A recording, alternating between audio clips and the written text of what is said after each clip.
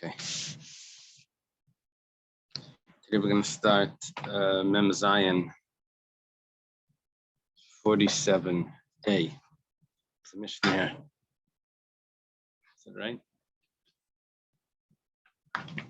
Okay. Thank Hashem that we're able to learn every day. And in this of our learning, we should have the basic Mikdash immediately. Mishnah starts like this. Talking about in the land of Israel, you're not allowed to sell land to a non-Jew. You're not supposed to give them a place to live in your land. You're supposed to keep the land there or sell it to another Jew. But if someone sells his field to a non-Jew, so then they impose on him that he has to go back and buy the first fruits because of the betterment of the world. That what we really want him to do is to avoid selling property. The Tikkun is we're trying to discourage that he should sell the land. He's gonna have to go back and buy it, and even if the guy doesn't want to sell him the produce to bring the bikurim, means the first fruits that are brought to the temple, he's gonna have to pay an exorbitant amount of monies to be able to purchase that. So he said it's a whole hassle to sell the land. Amar Rabbah. Rabbah says, okay, we're going to have over here Machlekes Rabbah and Rabbi Lazar. Rabbah is in Bavel and Rabbi Lazar is in Eretz Yisrael. We're going to be discussing when a non-Jew owns a land in Israel, what type of ownership does he have? Rabbah is going to hold that the ownership of a non-Jew in the land of Israel does not remove the obligations of Meiser. And Rabbi Lazar holds that it does. A non-Jew owns the land, it gets removed. So let's take a look at Amar Rabbah. Rabbah says,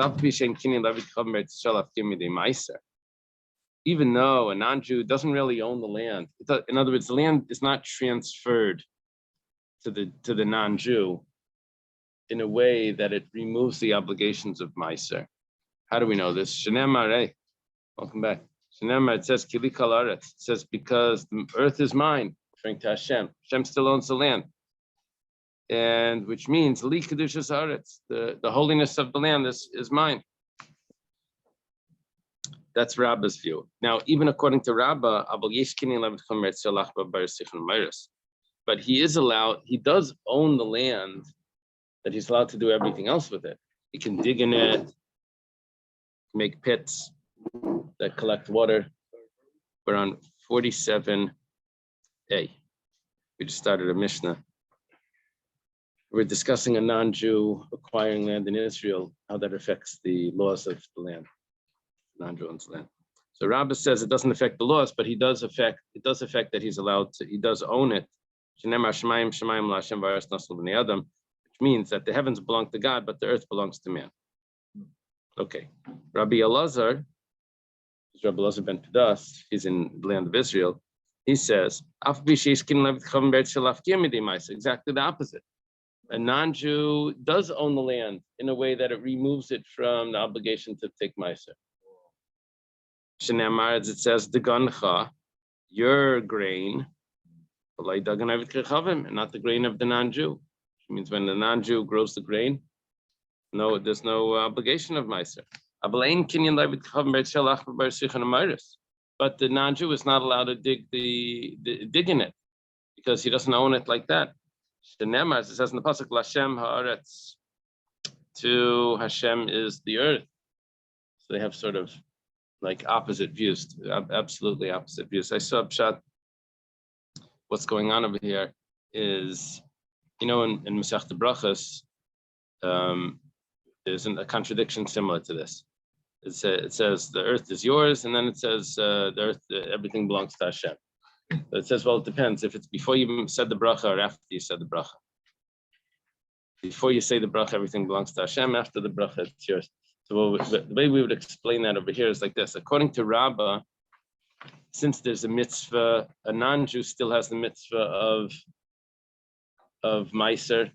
But the non-Jew doesn't have the mitzvah of meiser, but the produce of the non-Jew still has the obligation of Meiser. So then that means that the land is yours because you performed the mitzvah, the land is yours.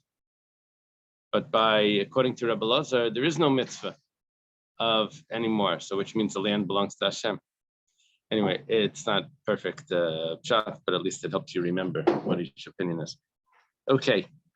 Amar, I missed the logic of the machlekes. But my commitment, what are they arguing about?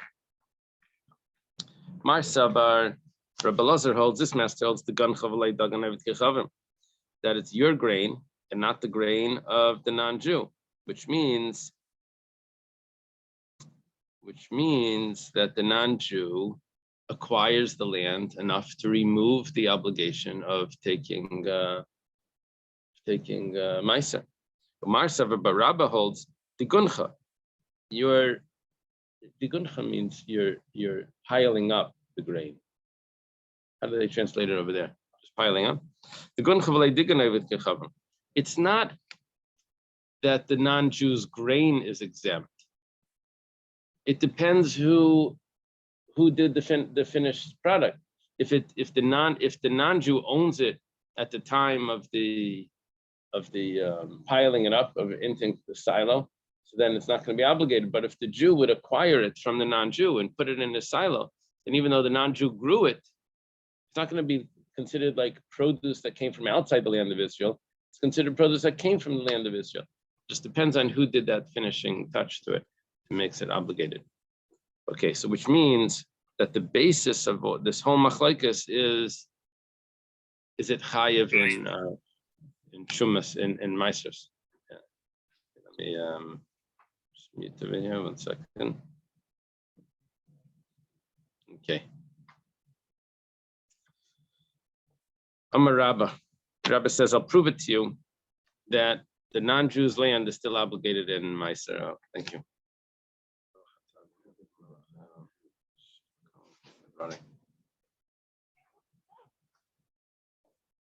Non-Jew owns land in Israel, it still has the obligation of Meiser. Not that the non-Jew needs to bring the Meiser. We're talking about if a Jew purchases produce from there, he has to take Meiser. Okay. Amar Rabba, how do I know this? Because we have a Mishnah. This is the grain that's left for the poor. The rule is chayavim b'meiser. If a Jew gets a hold of it, he has to take meiser off it. Now, elam kain hifker, unless it was made ownerless. The rule is that when a Jew leaves produce for the poor, leka, shikha, kaya, the corner of the field, the things that drop, the things that he leaves in the field. The poor person that comes does not need to take a tenth off that produce. Why? Because since it's ownerless, when it's ownerless, you're exempt from Meiser.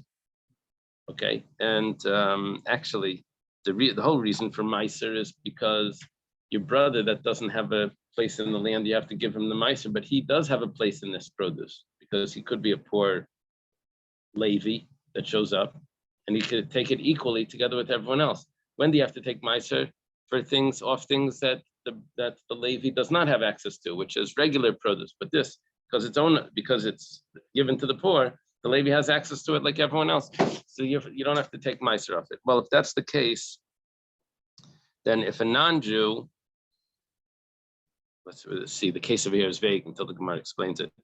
By a non-Jew, it says it's still chayev and meiser. It's different than if a Jew leaves this produce. Gemara says, Echidami, what's the case? Ilema di Yisrael, are we talking about that the land belonged to a Jewish person? But and comes along a poor Gentile and he picks up the produce, leket shikram peya.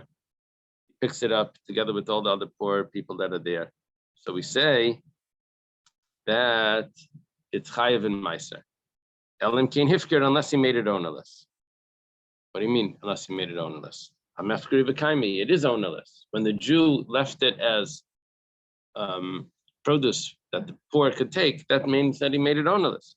Elalav, rather, the interpretation must be, David Kechavim, the field belonged to a non-Jew, and he was a good fellow, and he sees that part of this nice culture in Israel is that we always leave the social security, always leave support for the poor. He says, I'm going to do that as well. So he leaves this for the poor. Laktina Yisrael comes along a Jewish person and takes the produce that the non-Jew left. Now what happened now? Taima dehifker. If they made it ownerless, then it's exempt from Meiser. Halay hifker. But if you didn't make it ownerless, chayev, then it's going to be chayev in Meiser. Now who grew this? The non-Jew. It's a proof to Rabbah that a non-Jew that grows produce in the land of Israel is chayev in Meiser. Because the case that we're talking about here is where the non-Jew owned the land. Okay, Rabbah has a good point. The Gemara says, "Loi, it's not so. It's not such a good point because we can reinterpret this brisa, and we can adjust it that it does not support Rabbah's view. Loi lam, the Israel really the land over here we're talking about that it belonged to a Jew. And the non-Jew came along and collected it from the Jew. So we asked the Ka'amra Tamafkir V'Kaimi. So why do you say if he makes it ownerless, then it's exempt from Meiser? If he doesn't make it ownerless, then it's chayiv in Meiser. 1 second, the whole thing was ownerless. That was our question. So the answer to that is Nahi de Mafkri Adaita de Yisrael Adaita David Kechavmi Mafkri. And now we're getting into a nuance over here that there's a possibility that something is made ownerless, but only for certain individuals. Yeah, it's hard to explain, but apparently that's the fact that when the produce is made ownerless for the poor, it's only made ownerless for the poor and only for the Jewish poor. It was not made ownerless for the non-Jew to come along and take it. So when the non-Jew comes along and takes this produce, it was not really exempt from Meiser. It wasn't considered. It's only considered exempt from Meiser if the poor take it. But because the non-Jew came along and take, so why is it chayiv and Meiser? Because it was grown by a Jew. Whatever the case is, we lose our support for Rabbah here now. Because Rabbah was saying that produce that was grown by a non-Jew is still chayiv and Meiser. Over here, that's not the case. The case is that it was grown by a Jew. So why is it exempt from Meiser if he makes it ownerless? It was already ownerless because he left it for the poor. No, he left it only for the Jewish poor. He didn't leave it for the non-Jew. And therefore, it wasn't considered really ownerless. Whoa. Yeah. The same thing, according to some commentators, same thing would apply if a rich person took it, that it wouldn't be ownerless for him either. It would only be, it's only ownerless for the poor. Yeah. Check receipt, I guess, no, it's up to the person to make sure that there's things that are left for the poor, and he has to know how much he has in his bank account. Either he has to have a year's salary, and then he's not considered poor, or he has to have a steady income. If he has a steady income, he's not considered poor either. Even if it's very low. Yeah. So even if it's a low income, but a steady income. It's a minimum income, probably. Right. It's not hefker, it's designated. Yeah, yeah, but we were considering it hefker when a poor person takes it. Okay. Tashma. Now we're going to bring proofs the other way.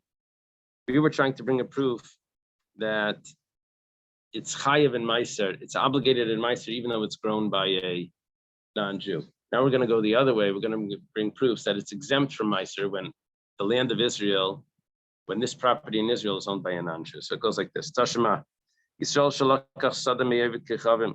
A non-Jew buys a field. A Jew buys a field from a non-Jew.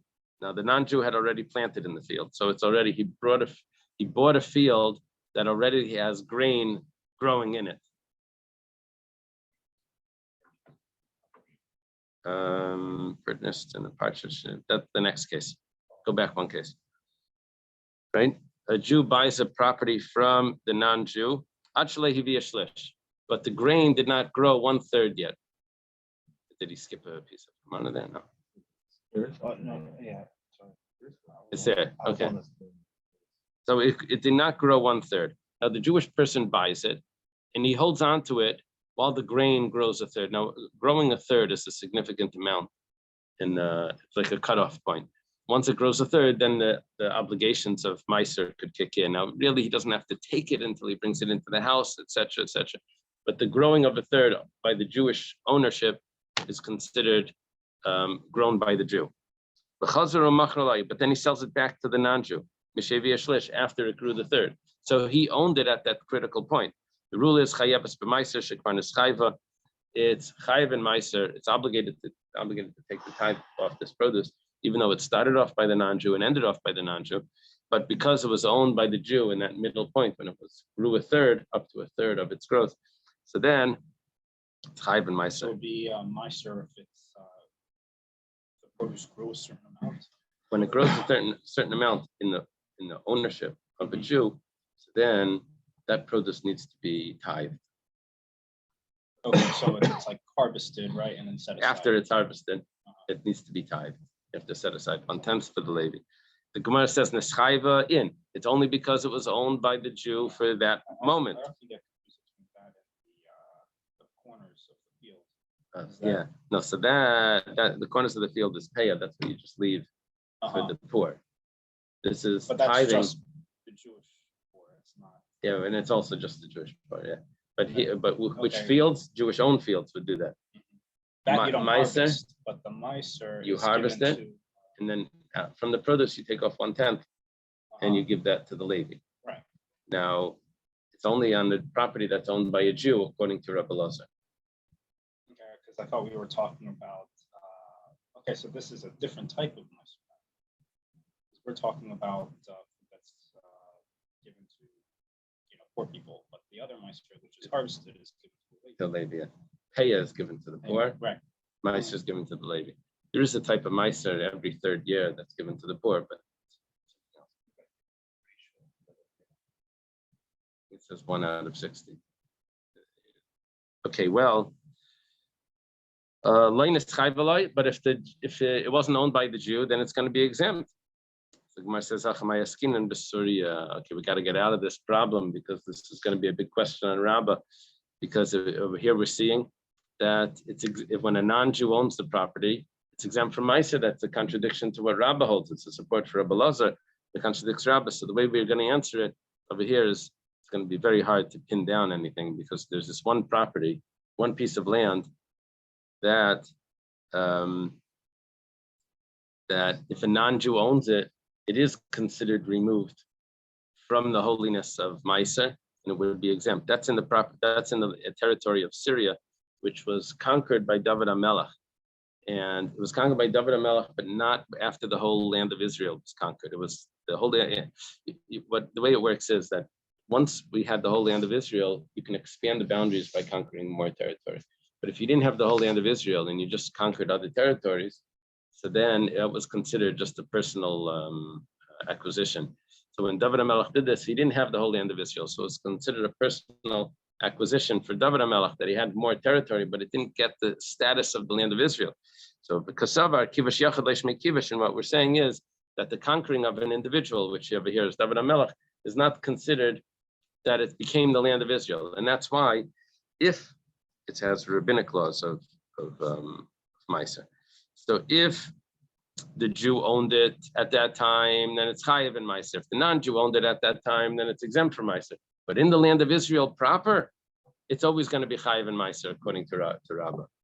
Okay, Tashema, come and listen. Another proof, very similar to the one that we just brought.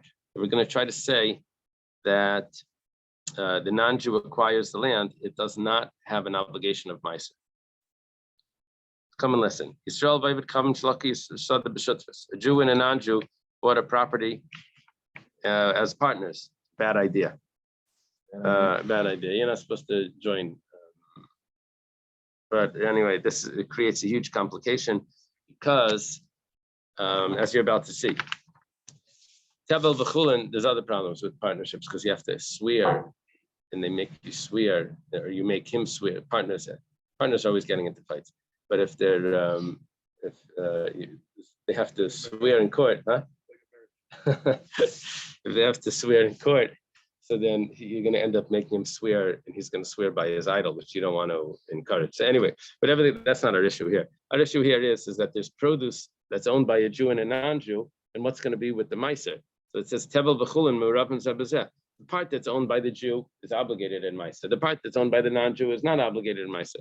Someone comes along and purchases produce from here. So what just happened is he has a mixture of obligated in Meiser and not obligated in Meiser. How does he take Meiser off that? So if he has other produce, he can't take from that produce onto the Meiser off to this, because he can't take from the Chiyuv on the Pater. Part of this is Pater. And when you take Meiser from this, you're really not really taking Meiser off the whole thing, because part of it is not really Meiser. The status is all confused now. If you take from this on other produce, then you're taking from the Pater on things that are really obligated in Meiser, because what we're saying here is that every single kernel of grain is half obligated, half not. And it doesn't matter who you purchase it from. So the only way to take Meiser off this is to take Meiser from itself, because in this mixture itself, you have an equal mixture, right? How does it work with the in physics? You have these equal isotopes. There's a certain ratio. Over here, you have all the same isotope. In this, Rav Shimon ben Gamliel says, "Shalevid chichavim pater v'shal Yisrael chayav." Rav Shimon ben Gamliel says, "No, depends. You went. There's partners here. You went to the Jew to buy, or you went to the non-Jew to buy. Who did you go to? If you went to the non-Jew, then you're exempt. If you went to the Jew, then you'll be chayav." Okay. Now the Gemara explains like this: Ad kan le'pligiela the marsav yesh breira, marsav ein breira. Remember the concept of breira? Breira is retroactive divisions. Breira is like a choice. Yeah, it could mean a choice, but it also means a retroactive division. That means that when the Jew ends up with his pile, that's the produce that was grown originally. According to Rebbe, it's all a mixture. Even when the Jew gets his pile, he just purchased it now from his partner, the non-Jew. That division is just like a recent division. But according to Rav Shimon ben Gamliel, he says that the produce that the Jew ends up with is the produce that was originally the Jew's as well. We didn't know that until he ended up with his pile, but we go back and we say that was originally his. So if you say yesh breira, then we say, okay, you're left with this is 100% Jewish produce, this is 100% non-Jewish produce. You say ein breira, then you say every single kernel here is 50-50. So the machlekes over here is mar savar yesh breira, mar savar ein breira. Aval the kuli alma, but everyone agrees. One thing is clear: yesh kinyan lev d'chavim beretz Yisrael lefki biad meiser, that the non-Jews' produce is exempt from meiser. Kashan Rabba, proof to Rabbi Lazar. Rabba would say that every part of this is chayav in meiser, because when a non-Jew acquires land in Israel, it's still obligated in meiser when it ends up in Jewish hands. You want it when it's still in non-Jewish hands.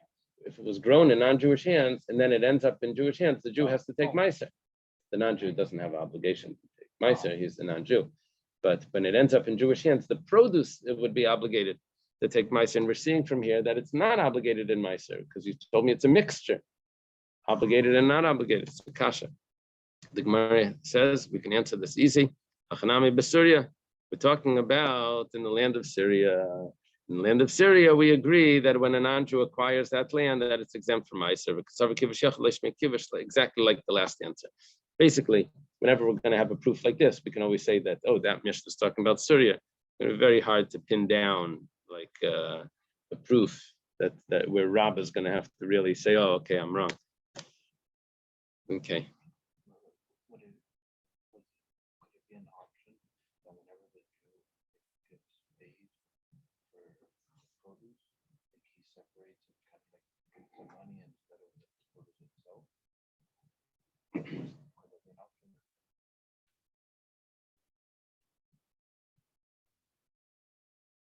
When a Jew sells produce, he's supposed to take meiser before he sells it. If the meiser wasn't taken, so the Jew that purchased it has to take meiser, but it's really supposed to be meiser supposed to be taken before he sells it. Yeah, it's supposed to be divided up. There's another type of meiser called meiser sheni, where you actually redeem it and then you bring it to Yerushalayim. Yeah, but this doesn't have to do with redemption. Now, it doesn't mean that the food is consecrated, so it can be sold to a non-Levi. It can be sold, but okay. Amar Rav Chia Baravin Tashma. We're going to bring another proof to Rabbi Lazar, which we're going to attempt to say that when a non-Jew owns the property, it's exempt from Meiser. That's what we're going to attempt. It goes like this. Tashma. Our Mishnah. Let's look at that.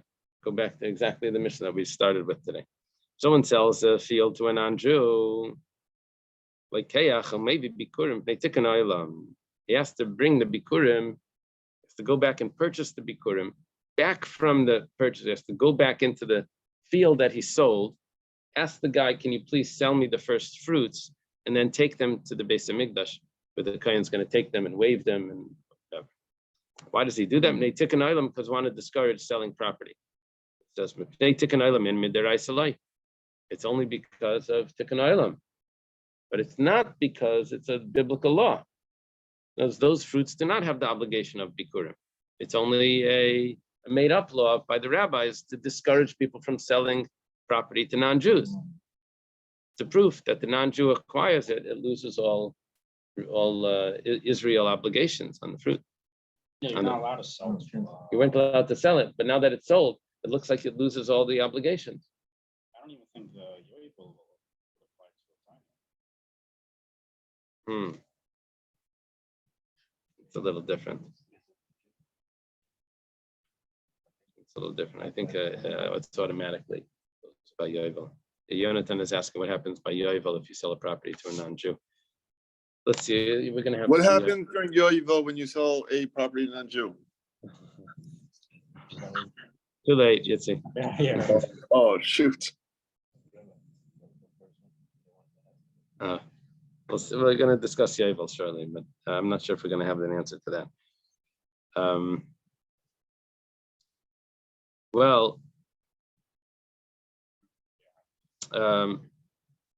Ravashi. Ravashi explains this. Shtei takanis. There's two institutions here. Originally, the truth is, this is an answer for Rabbah. This is an answer. Really, the land that belongs to the non-Jew really still has all the obligations. And we said originally that the Jewish person needs to bring the produce mid'oraisa, not because of Tikkun Olam. He has to go back into that property, buy it, whatever, or whoever buys it has to bring it as bikurim. But given the chazar, the kamikrim is kaiman, Jewish people were selling properties in the land of Israel, and they were saying, "What's the problem? Beis Hamikdash is losing out. It's still obligated in the bikurim. See, we're going back and we're purchasing it. Don't worry, you won't lose any money, Beis Hamikdash, and it's still obligated in everything. But there's another problem. You're not allowed to sell land in the land of Israel. You're not supposed to give residency to the non-Jews in the land of Israel. You have to keep it for amongst the Jewish people. So tekina lahu, but because people were selling property, so tekina lahu, they said, stop bringing produce. We don't want the produce. You sold it to a non-Jew, we don't want it, and therefore we don't want you to sell it. Because we made it very obvious that when you sell it, you're really messing up what's going on. So given the chazar demand sagi mizavin but then they saw that when people didn't have the money, they would sell it and they would just lose it. So then it would just get lost by the non-Jew. So then they instituted that you should go back and bring it. So that they should bring it, and really what they wanted to institute is that they shouldn't sell the property. They made it difficult on the seller that you have to go back and buy it. So what we're saying now is that originally, yes, even though it was sold to a non-Jew, but really it does have a biblical law of bikurim. Itmar, we have a new discussion now. It's really like a shas sugya. Shas sugya means like it's a discussion that has relevancy in every other masechta. It's like fundamental discussion. The last discussion's finished. It seems like it. So what was the conclusion? It's Machlekes Rabbi Lazar and Rabbah. How would we paskin Rabbi Lazar? It could be Rabbi Lazar wins. Not sure. No, we have another statement that Rabba, the halacha is like Rabba in everything, except for something. No, so it looks like the halacha would be like Rabba. That would mean that it does not lose its obligation when it's owned by a non-Jew. Okay, a new discussion between Amiram, discussion between Rabbi Yechon and Reish Lakish. We're talking about when the Yovel does not apply, when the Jubilee does not apply. When the Jubilee applies, that's going to be a similar discussion. But right now we're talking about when the Jubilee does not apply. Why not? Because the Jewish people are not all in the land of Israel. When we're not all in the land of Israel, the Jubilee doesn't apply. So if someone sells a field, Gullus, or when the first exile, or one of those times the Jubilee stops. Someone sells a field that he owned. Continued during the second basin. I don't think so. No, it did not come back in the second basin. Someone sells the field for produce. That means that the actual field belongs to the original owner. He says, you can eat all the mangoes of my field for the next 10 years. Doesn't mean the field is his, but all the produce is his. Rabbi Yochanan Amar Mevi V'Kaira. Rabbi Yochanan says that's considered ownership. And when he comes to bringing the Bikurim, there's a certain passage that he's supposed to read when he brings the first fruits, Bikurim, the first fruits. He says that he thanks Hashem for giving him the land that you have given to me. And he says, the land they've given to me, he only gave me the mangoes. Well, actually, Bikurim is only the 7th species. It's only the figs that I don't have all the trees itself. Doesn't matter. According to Rabbi Yochanan, this is considered that he owns the property. Reish Lakish Amar Mevi Ve'ena Kaira. Reish Lakish says that he cannot recite the passage because he doesn't own the property. It's not considered the land that God gave him. It still brings it. He still brings it, but he can't recite the passage. Rabbi Yochanan Amar Mevi V'Kaira. Rabbi Yochanan says you bring it and you recite the passage because Kinyan Peiros Kinyan Aguftami. Because owning the produce is like owning the actual property. Reish Lakish Amar Mevi Ve'ena Kaira. Reish Lakish says, no, you're bringing it harvested. Yeah. How is that like? Because you own, if you own all of the produce, then that's good enough of an ownership to consider that you were given the. But the land will still yield more and more produce. It'll still grow. You just right. And the produce will no. You didn't buy the produce. You bought all the produce of this field for the next 10 years. It's not just that you after it's harvested. No, you buy it. Well, you can't buy it the next day. Before it's harvested. After it's harvested, you bought it all the future of all of this product. No, that's very different. Yeah, it's like a lease. I got it. It's like a lease. But the Lord didn't give the Gentile back. Yeah, we're not talking about a Gentile. Yeah, we're talking about a Jewish person. Well, Rabbi Yochanan says that you bring it. Reish Lakish says Reish Lakish also says you bring it, but you just don't recite the passage. Why? Just having the produce does not mean that you own the property. You can't recite the passage. Rabbi Yochanan Reish Lakish. Rabbi Yochanan has a question. He asked Reish Lakish. It's going to be a proof to Rabbi Yochanan. So how could you say what you say? It says l'beisecha, and for your household, which means that you bring the bikurim for Malamed. This teaches us shada maybe bikuri ishte v'kari, that a person can bring his wife's bikurim. Now, what happened here is that a person gets married. His wife has a property that she inherited, and the husband now is allowed to eat the fruits off his wife's property. Now, who owns the field itself? The lady, the wife. The husband only gets the produce. And when he brings that, he actually can read the passage. It's a proof to Rabbi Yochanan that even though you only own the produce, you can still recite the passage. Well, you're going to see. Amalei, Reish Lakish says, Shani Hasam, T'ksivul Beisecha. Reish Lakish says, that's the whole reason why there's a pasuk there, because normally you would be exempt from reciting the passage. Why does the Torah say specifically here? Yes, because it's trying to tell you that this is different than every other case. Reish Lakish says, that question that you have on me is actually a question on you. The fact that there's a pasuk teaches me that in other cases, it wouldn't be like this. Ikadamri, there are those that have this question exactly the opposite. It says, Reb Shimon ben Lakish to Rabbi Yochanan. Reb Shimon ben Lakish asked Rabbi Yochanan. They were brothers-in-law. It says L'Beisecha to your you bring it for your wife. Malamin Shadam maybe Bikuri Yishta V'Kaira. This means that a person brings his wife's produce, and he can also recite it. And the Reish Lakish explains, it's only because I have the pasuk that he brings it. He married Rabbi Yechanan's sister, is his wife. He's talking about his wife's, Rabbi Yechanan's possible field over there. Oh, could it be that the husband becomes like a shliach to the wife? So we'll see that in a moment. Amalei, he says, Taima didin nami mehacha kamina. Rabbi Yechanan responds, he says, you're telling me that it's because of the pasuk. Rabbi Yechanan says, I'm telling you also that it's because of the pasuk. I have this. The pasuk teaches me that the produce is considered the actual field. I learned from that pasuk. Rish Lakish says, you don't learn from this pasuk. This pasuk is an exception. Rabbi Yechanan says, no, this pasuk teaches me that everywhere else it's also like this. Esvei, we have a question like this. This is a question that Rish Lakish is asking Rabbi Yechanan.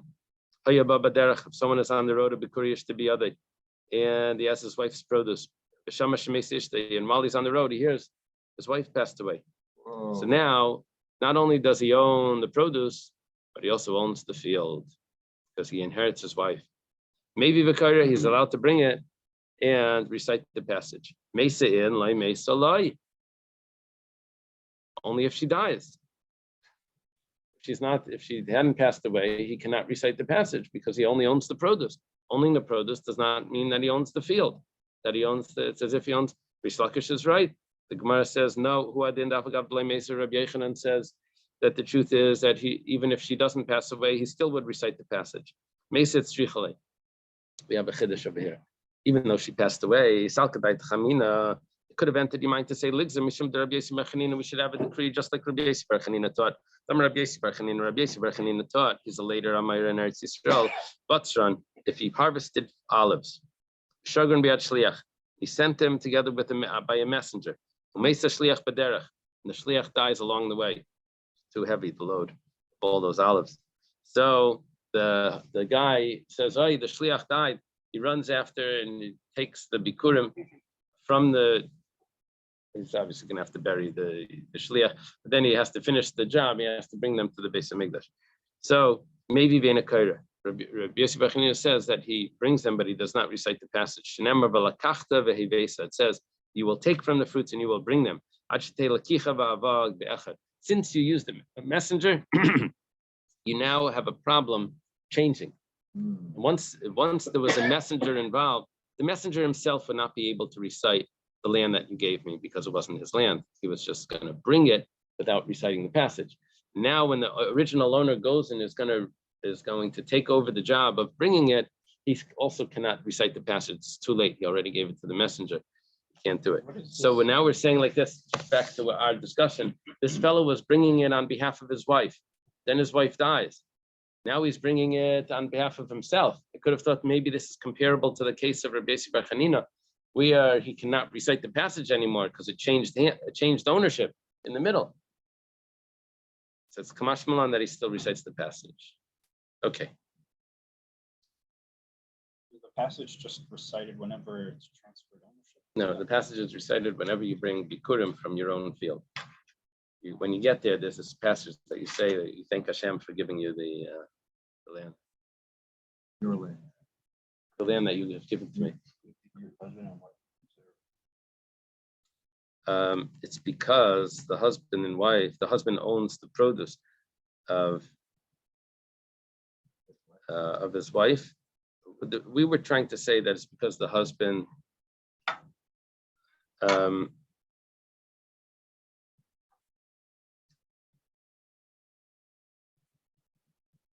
we were looking at it as an ownership thing here. We were looking at it as ownership. That the husband owns the produce of his wife's property. Now, Rish Lakish was saying that it's only because she died. That's why. And we were saying, Rabbi Yechanan responds that no, it's even if she didn't die, you would still say the passage. Why do you tell me if she died? Because I could have thought if she died, then you don't say the passage because it switched hands of ownership in the middle. But of course, even if she's alive, you say the passage because you own the produce, which is good enough according to Rabbi Yechanan. So what does it matter if she dies or not? It's passing from one hand to the other. Yeah, but since when the produce passes from one hand to another, you don't recite the passage Because they say so. because Rabbi Yisrael Hanina says that. So I could have thought that over here, when she dies, it's passing from one to another, and it's like you change the hands, so you shouldn't recite the passage. It says you do recite the passage, but it doesn't have to. Even if she didn't die, you would still recite the passage. Okay. This machlekes, Rish Lakish and Rabbi Yochanan actually followed their own another machlekes. We took an obscure case. We said that this was talking about after the Yovel, and someone was selling a property, but it wasn't selling the actual property; it was just selling the produce of the property. However, we have it even during the time of Yovel, the same machlekes. The statement went like this: if someone sold a field during the time of Yovel, Rabbi Yochanan says you have to bring the bikurim and you also recite the passage. You bring the bikurim, but you don't recite the passage. What's the reason? Because during the time of the Yovel, even if you bought the actual property, but it's really only a lease. Yeah, So Rish Lakish says you don't actually own the property. So the whole mitzvah of bikurim, according to Rish Lakish, is only if you own the property, and during the time of Yovel, it's only if it's your actual inheritance. Otherwise, you would never recite the passage. Rabbi Yochanan says you bring and you recite the passage because owning the produce is like owning the property. Rish Lakish says that owning the produce is not like owning the property. Utzricha. Gemara says we have to say that this is two separate machlekes. The machlekes after the Yovel, when he leases the property, buys the produce for 10 years, and also during the Yovel, those are two separate discussions. Even though they're very, very similar. It says Diyatmar Bahi, if it only said about after the Yovel when he buys produce for 10 years, become Rish Lakish, that's when Rish Lakish says that you don't recite the passage. The Chikanachas adaited the Perikanachas, because it's very obvious that he only bought the produce. That's what he said. I'm buying the produce. Aval Bahach, but when he buys the property during the Yovel, he's actually buying the property. It just all of a sudden at the Yovel it disappears from his portfolio. But Aval Bahach, when he actually buys the property, the adaited the Gufei Kanachas, he was going into the property thinking that he's going to have it for the whole time. He forgot that the Yovel is going to. And maybe he would agree to Rabbi Yochanan that since his intention was for the property, maybe it's considered that he owns the property and he would have to bring the bikurim and recite the passage. And if it would only say by the Yovel, maybe over there Rabbi Yochanan says that you recite the passage because his intention is for the property. When he clearly stated, I'm only getting the produce, maybe he agrees to Rish Lakish. So tzricha, it's necessary to have this machlekes by both. I wouldn't have known that they each hold their opinion in both cases. There is one slight difficulty with this Gemara, and that is that why does his intention affect the ownership? We're talking about, does he own it or does he not own it? Now we're saying, well, he thought that maybe at the Yovel he was really owning the property, but the fact is he doesn't own the property. He only owns the produce. So really, what's the difference? Anyway, the commentators discuss that. Tashema, come and listen. We're going to have a proof to Rabbi Yochanan now. And now the proof to Rabbi Yochanan is regarding the Yovel. It says, Akaina ilan bekarkai mevi b'kaira. If someone buys the tree, together with the land that's underneath it, if you just buy a tree in someone's property, it doesn't mean you own the land. You have to buy 3 trees to be considered that you own the land. But if you just buy a tree, then you have to actually specify that you're buying the land with it to be considered that you own the land. So he has to bring the bikurim, and he also recites the passage. Now, we think that we're talking about during the time of Yovel. Problem is that if it's during the time of the Yovel, then he doesn't really own the tree and the land. He only owns the produce. Because at the Yovel, it's all going to return. The Gemara says, it's going to be very difficult to pin him down over here to prove that, because you can always wiggle out of this by saying that we're talking about it wasn't the time of Yovel. And that's why he actually bought the property. When he buys a property, then he buys the property forever until the Yovel returns. Another proof. Someone buys 2 trees. Now we're emphasizing 2, not 3.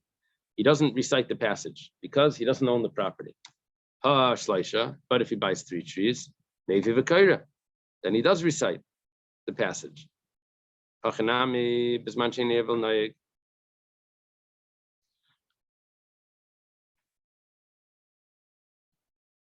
Okay. Well, first we have a question. The question is that if he has 3 trees, then he would recite the passage. The problem is that by Yovel, it goes back to why does he recite the passage? So the Gemara answers, we're talking about over here as well. We're talking about after the time of Yovel, after the exiles. So then he keeps it forever. Rav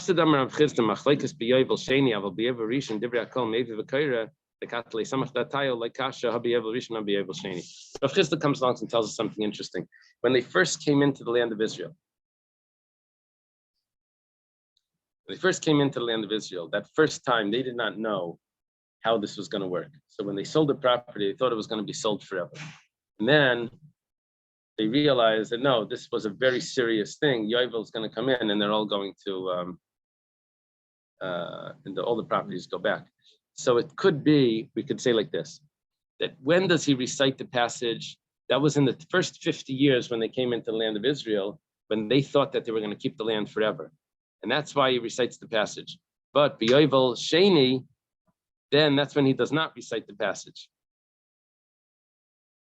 So B'yovel Rishon, B'yovel Sheni, the way we can answer up, even according to Reish Lakish, is we would say that B'yovel Rishon, Reish Lakish agrees that because of the intention that they think that they were going to own it forever, that they would still recite the passage, even though they only own the produce.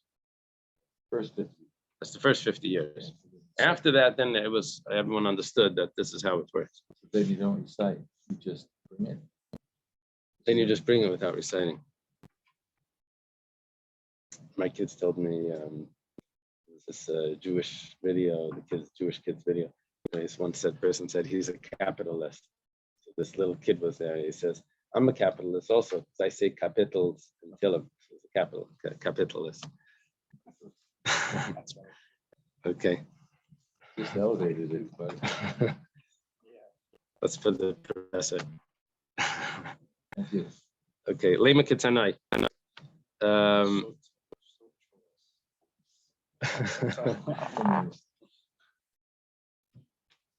We go further.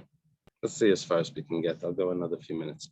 Let's say that this machlekes regarding Kinyan Paris, if you own only the produce, is it considered that you own the property? Is that let's say that this is actually a predates Rabbi Yochanan and Reish Lakish to the time of the Mishnayos.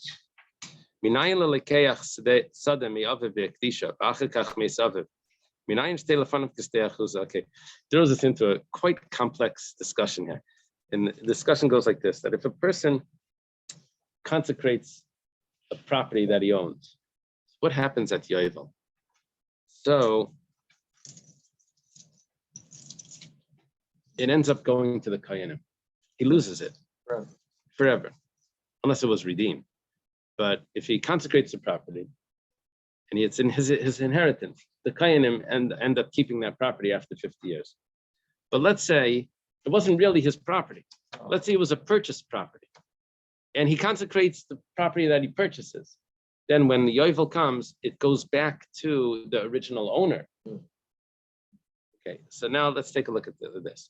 His father has a field, and the father doesn't give him the field. He actually buys the field from his father. Right? Buys the field from his father. This is considered a purchased field. While he purchased it from the father, he consecrates it. And then the father dies. And now it becomes an inherited field. You follow? Yeah. It's complicated. So the laws now switch. Now it belongs to the Koyanim by Yovel. Yo, it was back. It would go to the Koyanim. Originally, it would go to the father, but the father died.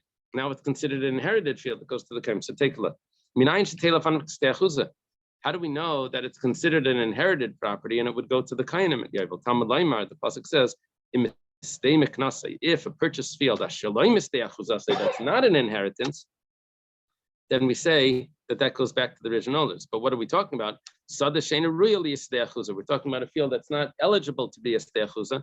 Yatzazush really a steachuza. But this property could be a steachuza. So this doesn't have the status of the purchased field. This has the status of a inherited field that goes to the Kain. Div Rabbi Yehuda, Rabbi Shimon. That's the view of Rabbi Yehuda and Rabbi Shimon together. Rabbi Meir says no. When do we say that it's considered an inherited field? Not if he consecrates it before the father dies. It's only if he consecrates it after the father dies. How do you know that it's considered an inherited field? Then it's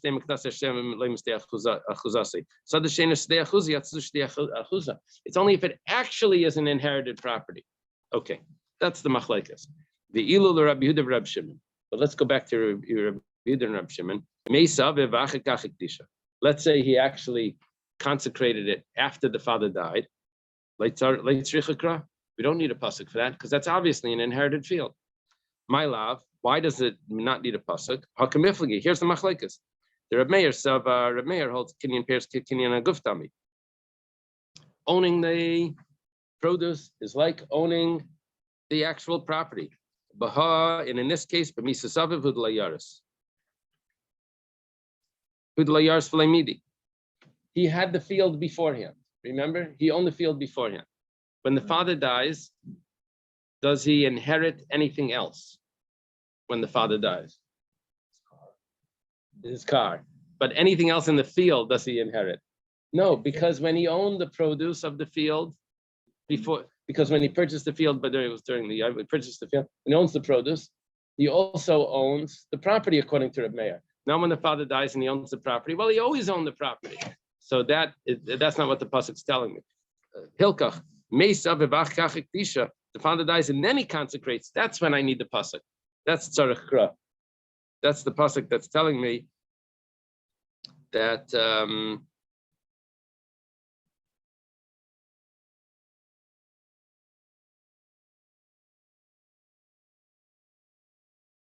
that it's considered a stay achuza and not a stay mikna. Rabbi Yehuda, Rabbi Shimon Sabri, Rabbi Yehuda, Rabbi Shimon say kinyan peiros lavke kinyan aguftami. Owning the produce is not like owning the property. And now, if the father dies, hashta hashta the kiyaris. He's inheriting really something now because he never owned the property, he only owned the produce. Therefore, over there you don't need a pasuk. One second, let me make sure I said this correctly. If the father dies and then he consecrates it, so he owned the property already before he consecrated, so you don't need a pasuk. When do I require the pasuk to teach me that it's going to be considered an inheritance? If he consecrates it before the father dies, that's when he needs it. Okay, I think we have to leave it here, and I'm going to have to go over. Okay, have a good day.